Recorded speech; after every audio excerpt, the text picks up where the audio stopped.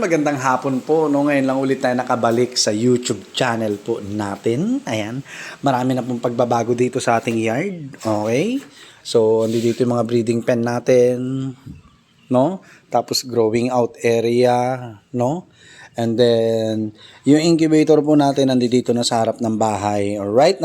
Nasira na po to dahil 3 years straight ginamit. Ipapagawa natin. Ayan, may contact na po tayo. And then, yan, gagamitin din po natin yan. Yan, DIY incubator natin. No, hindi pa tested po yan kung may napisa na o wala pa, no? Ang tested po, yan yun nasa baba. Alright? Pero nag-order pa tayo ng isa pong ganito, no? Nag-order pa po tayo ng isang ganito sa Shopee, no? Sa Shopee. And then, itong gilid po natin ay, ayan, may dagdag na po tayo, no? Hydroponic platform po natin, no? So, stagnant water style lang to, no? At plan din nating pasukin ang lettuce farming po, no? Lettuce farming, ayan, no? So, nakakatuwa, no? At least, ito po, galing na po sa kinita natin, no? Galing na po to sa kinita natin sa mga manok natin na Rhode Island Red. Kung natatandaan nyo po, no? Wala na po silang lahat. Binenta na po natin. Lahat po as in. Wala na po natira sa atin na Rhode Island Red po, no? So, pinera na natin and yun, nagkaroon tayo ng savings, no? Hanggang ngayon, meron pa silang savings. Napapaikot na po natin yung pera ng ating manukan, no? At yun, focus po tayo sa mga game fowls po natin. Pagdating sa manok, ha? Ang inaalagaan na po natin dito is ayan. Lahat ng palahi po nating inahin, ayan o, mga oriental sweaters. Oriental sweaters po yan, black, tapos gold, no? So, composition po ng blood nila is 25% asil, 25% Boston Rounded, at saka 50% na sweater. Okay? Tapos, nakawala na rin po yung ating Gilmore Hatch Light Side.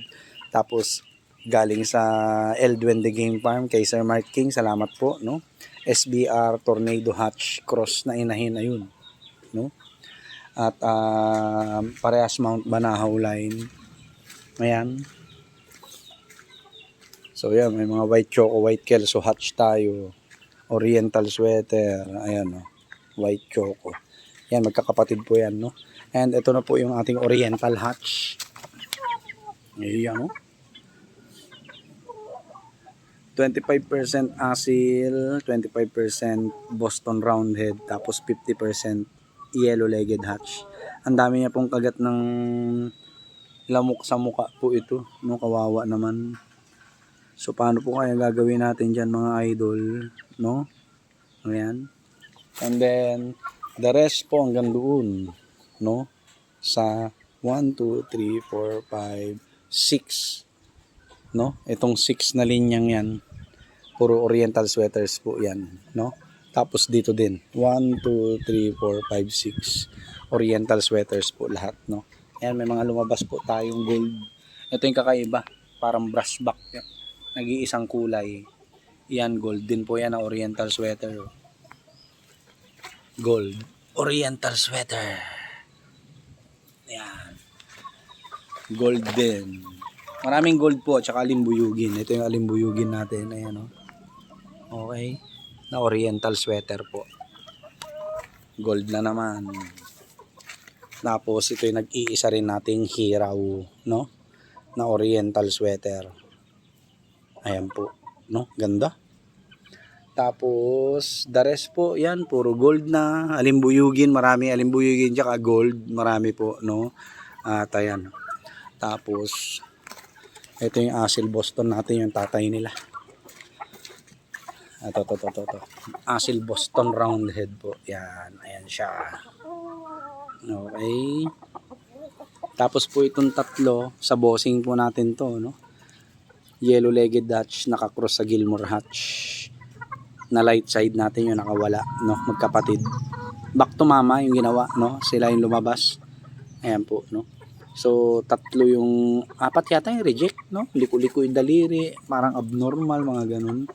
Ganda nito. Tapos yung talisay na yon, kapatid po nila. White Kelso, White Choco Hatch, may lumabas na talisay. Ayun, oh. Ang ganda rin naman ay, kaso nga lang, 'di ba? And regalo po sa atin ni Sir Idol ARH Warbird. Yan, ng Rizal Atansa, Cavite. Maraming salamat, Idol. GBS Cross sa Oak Grove Yellow Legged Dutch. 3/4 na Golden Boy sweater po yan. Yan. Alright. Kikita nyo naman, no? Tapos, itong mga inahin, nireject na po natin lahat yan. Wala naman tayong gagamitin. Maliban dun sa 4 na original po natin na breeding materials. Okay, ito po yung kainan nila, oh. No, mga na ano. Gagawin na po natin layers po to, no? Ayan. Ayan sila, oh. May mga lalaki pa po tayo dyan na oriental sweater. Ito po yung nanay na mga oriental sweaters po natin. Tsaka yung isa. Ayan, painuman nila doon, no? And ito yung latest natin sa mga palahi natin manok.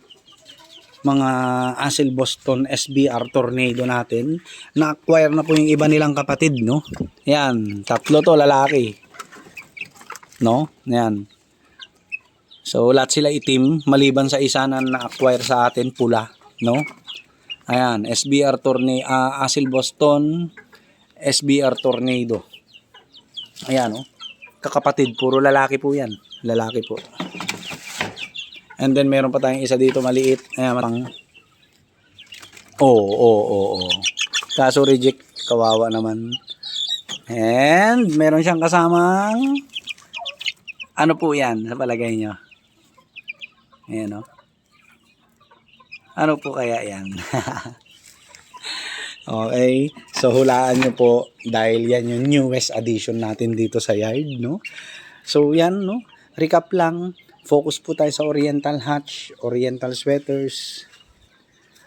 Tapos yung mga inahin na palain natin at mga nireject natin ay pakakawalan na lang po dito at pakakainin na lang po ng semi-organic na patuka, no? So babalik pa rin po tayo sa mga semi-organic patuka natin sa kanila para at least hindi sila mag-consume ng sobrang mahal na feeds na ngayon, no? Alright, so yun po, no? Mamaya may gagawin tayo. Yan, naririnig nyo ba yung huni? Saglit. Naririnig nyo po ba? Yan. Okay. So, gagawan po natin yan ng panibagong vlog. Hindi muna natin ipapakita. So, yun po, no? So, ang area na ito ay recap lang po tayo. Dito po yung hydroponic lettuce farming po natin, no? Yan, no? Kung maging maganda yung pagpapalaki natin at maganda yung bentahan natin, 1 year makaipon-ipon tayo ay makakapagdagdag pa po tayo ng platform, no? So itong area na to sa lettuce farming na po natin. And then itong area na to incubation area. Ayan. Dito natin nilalagay ang ating mga incubator para umulan o umaraw, hindi dito lang sa harap ng bahay. Paglabas natin, maaasikaso na natin. Ito wala pong laman, no? Kasi sira. Papagawa natin. Yun may laman. Yan. Asil Boston SBR Tornado po. Kaso yung iba po nabugok na, no? Dahil hindi natin nakalibrate pa na maayos to noong mga nakaraang araw kaya namatay po yung similya. And then ito, growing area na po. Yan, yung 4 na scratch pen na yan. Growing out area na yan. At saka yung mga square pen na yan. Alright? Tapos yung fly pen natin na 3 dito. Breeding pen po ng mga panabong natin. Okay? So wala na po nakalagay dito sa harap ng ating kabahayan. Maliban na lang kung tayo may pasisiw ng game fowl at may pasisiw tayo ng okay po, abangan nyo po yan sa susunod na vlog po natin, no? Kung ano yung panibagong alaga natin dito sa yard. Alright, magandang hapon po sa ating lahat. Peace!